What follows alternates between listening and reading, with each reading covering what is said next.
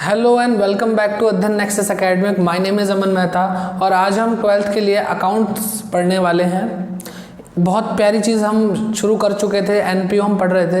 अभी तक हमने उसके बेसिक थ्योरी पढ़ लिया, हमने उसके बारे में हमने सब्सक्रिप्शन अकाउंट के बारे में पढ़ लिया। आज की क्लास में हम क्या देखने वाले हैं, चलिए उस पर आते हैं। तो आज हम पढ़ेंगे अकाउंटिंग फॉर कंज्यूमेबल। कंज्यूमेबल्स के लिए हम अकाउंटिंग पढ़ने वाले हैं। सर ये कंज्यूमेबल क्या होता है? तो आपको मैं बताऊं, अगर कंज्यूमेबल आपको वर्ड दिख रहा हो कंज्यूम, यानी जिन चीज़ों को हम अपने बिजनेस ऑपरेशंस में, यानी बिजनेस करते वक्त जिन चीज़ों को हम क्या कर लेते हैं, कंज्यूम कर लेते हैं, उसको हम बोलते हैं कंज्यूमेबल्स। ठीक है, ओके, तो हमें समझ में आ गई ये बात। अब जैसे मैं आपको बताऊं, हम पढ़ भी क्या रहे हैं, हम पढ़ रहे हैं एनपीओ के बारे में। तो एक एनपीओ है, नॉट फॉर प्रॉफिट ऑर्गेनाइजेशन है, वो क्या करती है, सोसाइटी के अंदर, अपने क्लब के अंदर medicine free of cost distribute करती है। ठीक है, तो हमें ये देखना है कि ड्यूरिंग अ पीरियड कितनी मेडिसिन कंज्यूम कर ली गई। ठीक है, इसलिए मेडिसिन क्या है, ऐसी और एनपीओ के लिए क्या है, कंज्यूमेबल है। ऐसे ही अगर हम फ्री बच्चों को क्या सिखाते हैं, हम फ्री में बच्चों को सिखाते हैं स्पोर्ट्स। हमारी एक स्पोर्ट्स एकेडमी है जहाँ पे जो पिछड़े वर्ग के लोग हैं, जो वो बच्चे जो अफोर्ड नहीं कर सकते, उनको हम ट्रेनिंग देते हैं। तो वहाँ पे क्या होगा, हमारे जो स्पोर्ट्स इक्विपमेंट है, स्पोर्ट्स मटेरियल है, वो क्या होगा, वो कंज्यूम होगा। तो उस कंडीशन में, उस सिचुएशन में हमारे लिए कंज्यूमेबल क्या है, स्पोर्ट्स मटेरियल। ठीक है, तो आपको समझ में आ गया होगा, आइडिया लग गया होगा कि कंज्यूमेबल का मतलब हमारा किससे है। यानी किसी भी तरह की हमारी एनपीओ हो, वो जिस भी रिलेटेड चीज़ के बारे में वो हेल्प कर रही है सोसाइटी को, वो जो भी कंज्यूम कर रही है वो क्या है, कंज्यूमेबल है। ओके, तो सर इसमें करना क्या है? अब देखो, हमने सब्सक्रिप्शन पढ़ा, सब्सक्रिप्शन एक इनकम थी, हमें करंट ईयर की इनकम निकालनी थी। हमें क्या निकालनी थी, करंट ईयर की इनकम। ओके, और अब ये क्या है, हम कोई चीज़ कंज्यूम कर रहे हैं तो डेफिनेटली कंज्यूम करने पे इनकम तो नहीं होती। तो कंज्यूम करने पे जो होता है, जो चीज़ कंज्यूम्ड हो जाती है, वो हमारे लिए एक्सपेंस होता है। जितना हमने कंज्यूम किया वो हमारे लिए एक्सपेंस है। हाँ जी, तो अब सर ये जो जितना हमने कंज्यूम कर लिया वो हमारे लिए एक्सपेंस है, तो इसको कैलकुलेट कैसे करेंगे? तो वही लेक्चर में आज हमें सीखना है। ठीक है, तो आज हम लेक्चर के अंदर यही देखने वाले हैं कि जो हमने कंज्यूम कर लिया वो हमारे लिए एक्सपेंस है, तो हम कैसे उसको कैलकुलेट करने वाले हैं। तो पहले अकाउंट्स बना के दिखाते हैं, स्टेटमेंट का तरीका इनके पास भी है। ओके, तो जो भी आप चीज़ कंज्यूम करते हो, आप खरीदते तो हो गए, है ना, आपको परचेज तो करनी पड़ती है, तभी तो आप वो चीज़ कंज्यूम कर पाओगे। ओके, तो हमारे पास क्या होगा, हमारे पास एक अकाउंट होगा सप्लायर का। सप्लायर या फिर मैं कहूँ क्रेडिटर, क्योंकि आप उधार भी तो लेते हो उनसे। फॉर स्पोर्ट्स मटेरियल, मान लो स्पोर्ट्स मटेरियल, तो एक ही अकाउंट बन रहा है। ठीक है, थोड़ा उधर को नाम चला गया, कोई दिक्कत नहीं है अकाउंट का। मार्कर चेंज करना चाहिए हमें, सांसें रुक रही हैं इसकी। ओके, चलिए फिर से लिखते हैं। इंक डालने का टाइम है ही अपने पास, करते हैं थोड़ी देर में इसको भी। हाँ जी, तो ये देखिए, डेट का कॉलम आप बना सकते हैं अगर डेट मेंशन हो आपको, जो भी क्वेश्चन दिया है। तो यहाँ पर क्या होगा, जैसे सब्सक्रिप्शन जब हम प्रिपेयर कर रहे थे, सब्सक्रिप्शन के लिए इनकम जब हम कैलकुलेट करते थे, तो हम एक अकाउंट बनाते हैं सब्सक्रिप्शन अकाउंट। यहाँ पे दो अकाउंट बनेंगे, एक बन रहा है सप्लायर या फिर क्रेडिटर का अकाउंट, जो कि किसी भी कंज्यूमेबल से रिलेटेड, सप्लायर या फिर creditor for sports material, supplier या क्रेडिटर फॉर मेडिसिन, तो कोई भी कंज्यूमेबल का नाम यहाँ पे आ जाएगा। ठीक है, तो ये तो आपको क्लियर हो गया कंज्यूमेबल क्या। कंज्यूमेबल वो चीज़ जो बिजनेस ऑपरेशन में, हमारे ऑर्गेनाइजेशन के ऑपरेशन में कंज्यूम हो जाती हैं चीज़ें। सर क्या होगा, देखो ये है क्रेडिटर, और क्रेडिटर क्या होती है, लायबिलिटी होती है। आप 11th क्लास में मैं उम्मीद करता हूँ आप पढ़ के आए होंगे कि जो लायबिलिटी होते हैं, अगर उनके ओपनिंग बैलेंसेस होते हैं तो वो क्रेडिट साइड पे आते हैं। ठीक है, बाय बैलेंस BD।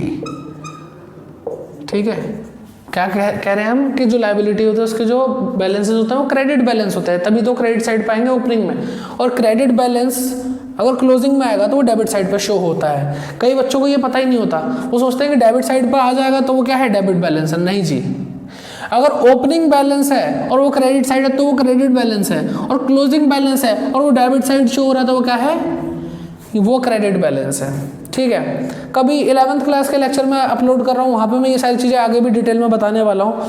तो किसी को 12th क्लास में रहते हुए भी दिक्कत है तो एक बार वो जरूर चेक करें, अच्छे आपको क्या कहते हैं कंटेंट मिल जाएंगे, अच्छी वीडियोस मिल जाएंगी। हाँ जी, तो जो भी बैलेंस होगा वो हम यहाँ पे लिख देंगे। अच्छा, और अगर क्लोजिंग में भी हमारे पास कुछ लायबिलिटी है क्रेडिटर की तो वो हम यहाँ पे लिख देंगे टू बैलेंस CD। ओके, तो ये बात हमें समझ में आ गई। कभी कभी ऐसा हो जाता है ना कि हम, वैसे तो नॉर्मली नहीं होता, नॉर्मली तो ये सिचुएशन आपको देखने को मिलती है, लेकिन कभी कभी ऐसा हो सकता है सप्लायर को हम एडवांस पेमेंट कर दें। तो उस केस में अगर ओपनिंग में एडवांस पेमेंट हमारे पास होगी तो हम क्या करेंगे, एडवांस पेमेंट हमने अपने क्रेडिटर को दे रखी है, वो हमारे लिए एसेट है तो वो डेबिट बैलेंस की होगी, तो to balance BD debit side में आएगा और अमाउंट यहाँ पे लिखा जाएगा। और अगर क्लोजिंग में अगर एडवांस पेमेंट की हुई है तो बैलेंस बाय बैलेंस CD आएगा क्रेडिट साइड में, ये भी एक डेबिट बैलेंस और वो इस साइड पर आ जाएगा। ठीक है, तो 4 बैलेंसेस यहाँ पे भी हो सकते हैं, जैसे कि हमने सब्सक्रिप्शन में पढ़ा था, यहाँ पे भी देख लिया। अब क्या होगा, ये क्रेडिटर है तो इसको पेमेंट करते होंगे हम, ये क्रेडिटर है तो इसको पेमेंट करते होंगे। पेमेंट कहाँ से होगी, बैंक अकाउंट से होगी या फिर रिसीट एंड पेमेंट अकाउंट से होगी। ठीक है, चलो इस बार बैंक अकाउंट लिखते हैं क्योंकि आपको ना भेजे में फिट नहीं बैठता और कई जगह पे आप बैंक देख भी लोगे, तो इसलिए एक बार बैंक भी लिख देते हैं। बाकी रिसीट एंड पेमेंट अकाउंट भी आप लिख सकते हैं, नो प्रॉब्लम। तो जब हम पेमेंट करेंगे, क्रेडिटर को पेमेंट करेंगे तो लायबिलिटी हमारी कम होगी और लायबिलिटी डेबिट साइड से कम होती है। तो मैं यहाँ पे क्या लिखूंगा, टू बैंक, या फिर मैं क्या लिख सकता हूँ, रिसीट एंड पेमेंट अकाउंट। ठीक है, अब आएगा मज़ा। सर किस चीज़ का मज़ा आने वाला है, यहाँ पे आएगा एक बैलेंस, और वो बैलेंस कौन सा होगा, सर वही, सर ये वही होगा जो स्पोर्ट्स मटेरियल में कंज्यूम करा है। अरे नहीं, ये तो क्रेडिटर है, क्रेडिटर के अकाउंट के अंदर स्पोर्ट्स मटेरियल कंज्यूम नहीं आएगा। स्पोर्ट्स मटेरियल जो कंज्यूम होगा वो स्टॉक के अंदर होगा, स्टॉक अकाउंट जो होगा हमारा। ठीक है, और स्टॉक ऑफ स्पोर्ट्स मटेरियल लिखेंगे हम, क्या लिखेंगे, स्टॉक ऑफ स्पोर्ट्स मटेरियल।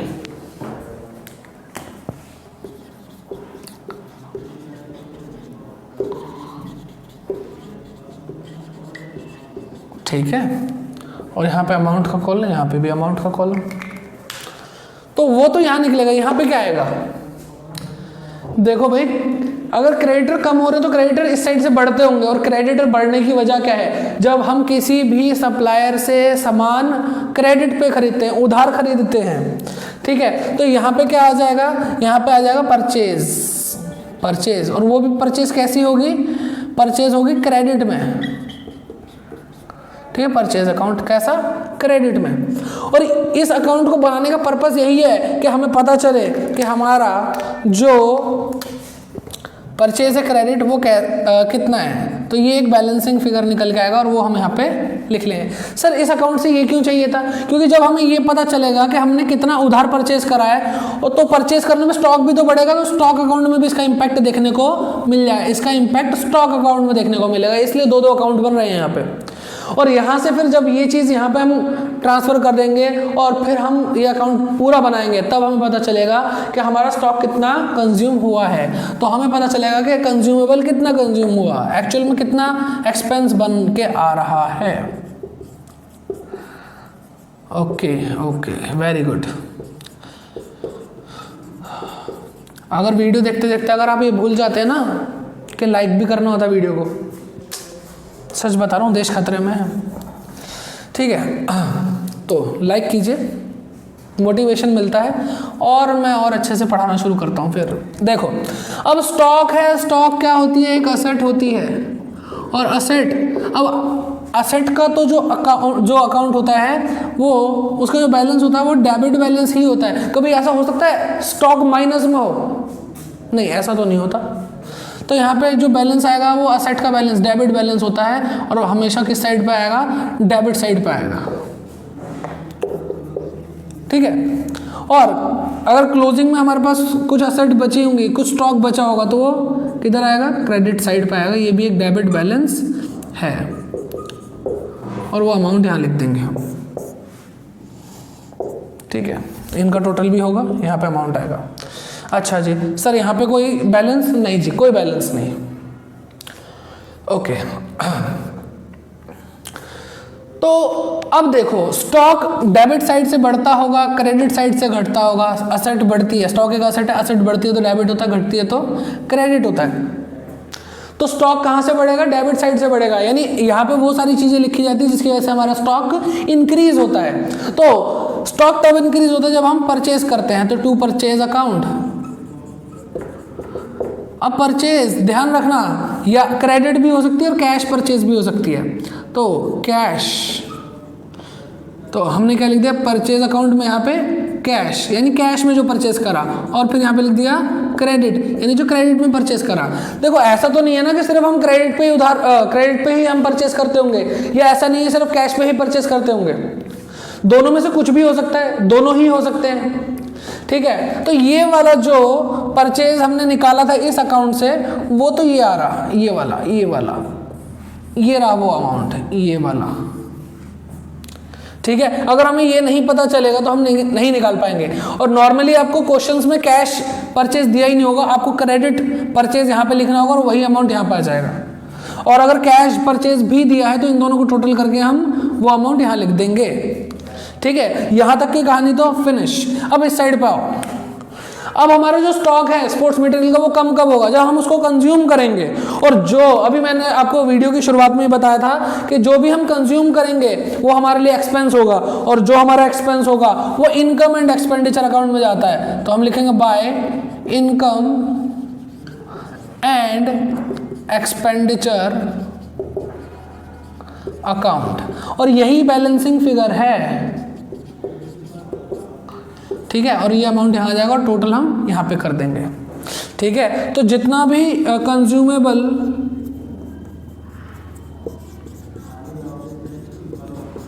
हम कंज्यूम कर लेते हैं तो वो हमारा एक्सपेंस बन जाता है, एक्सपेंडिचर बन जाता है। और ये कहाँ जाते हैं, फिर ये जाते हैं इनकम एंड एक्सपेंडिचर अकाउंट के अंदर।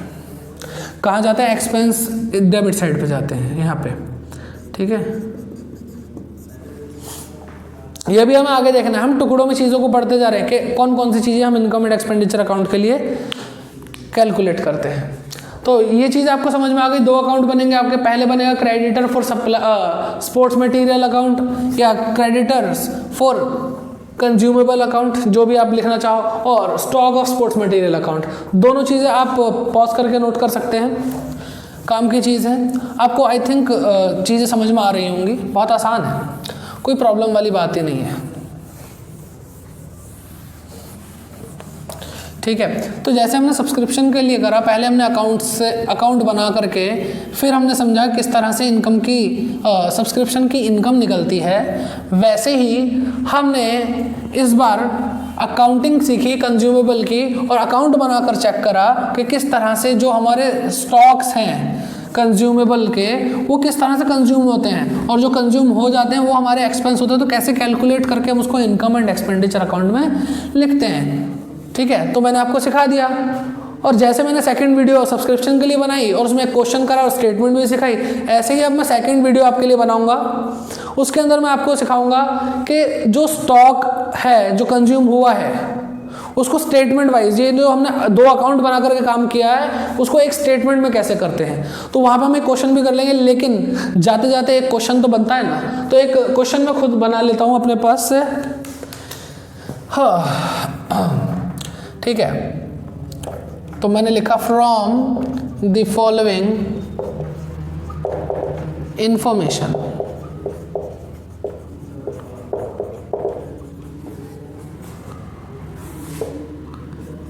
Calculate the amount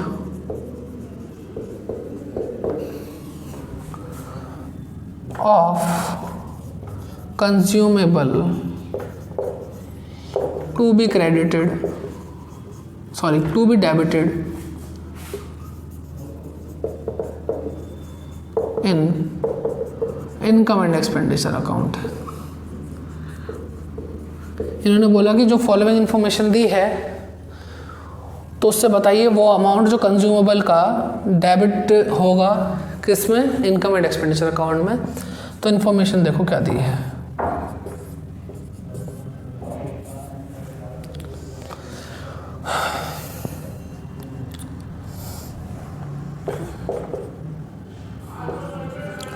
opening balance of creditors for medicine. मान लो मेडिसिन हमारा कंज्यूमेबल है, हमें ओपनिंग बैलेंस दिया है, कितना दिया है, मान लो 5000 दिया है।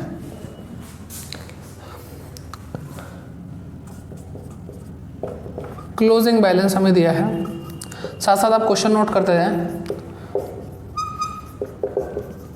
Creditors for medicine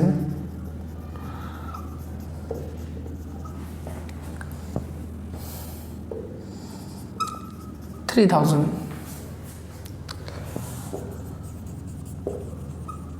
payment made to creditors 14,500। ठीक है। Opening stock of medicine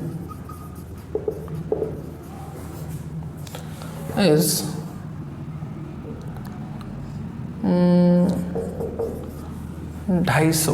2,500। Closing stock of medicine is 2,300। तो चलो आंसर करते हैं इसका। तो पहले हम क्या बनाएंगे, पहले हम बनाएंगे क्रेडिटर फॉर मेडिसिन अकाउंट। ठीक है, ये रही हमारी डेबिट साइड, ये रही हमारी क्रेडिट साइड, ये रहा अमाउंट का साइन, ये रहा पर्टिकुलर्स, ये रहा अमाउंट का साइन, फिर से पर्टिकुलर्स। एक और अकाउंट बनेगा, वो भी बना देते हैं हाथों हाथ।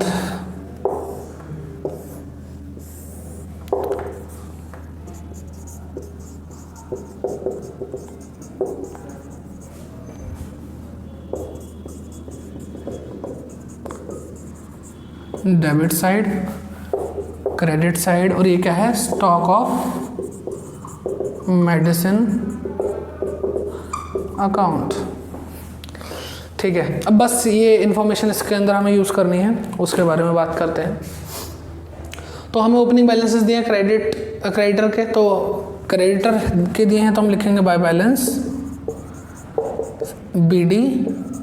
कितना दिया ओपनिंग का, 5000। हमें क्लोजिंग बैलेंस दिया तो हम लिखेंगे टू बैलेंस CD 3000।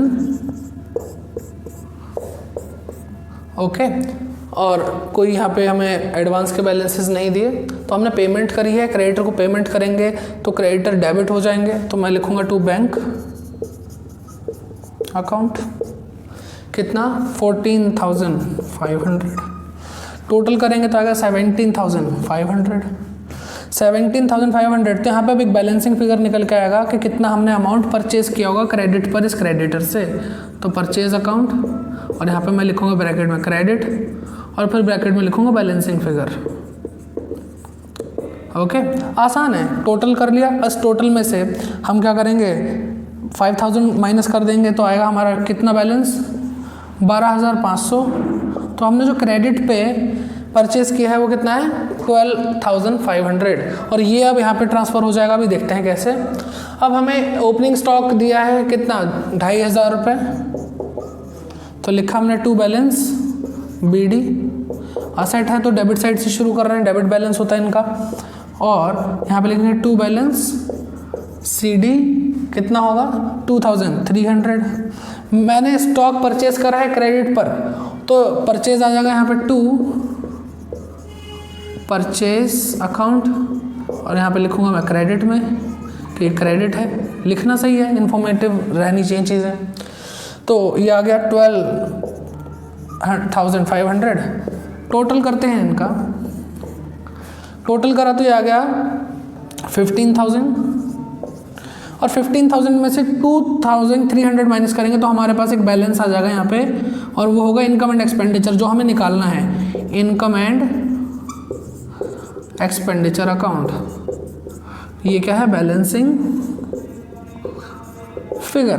तो 15,000 यानी यहाँ के टोटल में से इतना माइनस कर दो तो आ जाएगा ये 12,700 रुपीज़। तो ये अमाउंट जो है ये हम इनकम एंड एक्सपेंडिचर जब भी बनाएंगे तो उसके डेबिट साइड पे लिखेंगे जो हमारा एक्सपेंस है।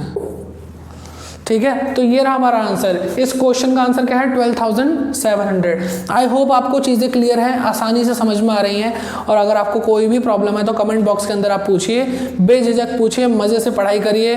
पेपर आने वाले हैं, मिड टर्म के एग्ज़ाम होने वाले हैं, स्कूल्स के अंदर बार बार बच्चों को स्कूल की तरफ से मैसेजेस आ रहे हैं, वॉइस मैसेजेस आ रहे हैं, किसी भी तरीके से इन्फॉर्म किया जा रहा है, और बच्चे ले रहे हैं टेंशन कि भाई ना ट्यूशन ढंग से हो पाए, कोई क्लासेस नहीं ले पाए हम ढंग से, और पढ़ाई तो हम वैसे ही नहीं करते थे। तो अब कर लो प्लीज़, ठीक है, अच्छे से पढ़ाई कर लो और कमेंट में बताओ कि अभी सर हमें ये प्रॉब्लम है, तो मैं कोशिश करूँगा कि उन चीज़ों पे भी मैं वीडियोस बनाऊँ और आपको समझाऊँ कि आपकी जो प्रॉब्लम्स हैं वो कैसे दूर होंगे।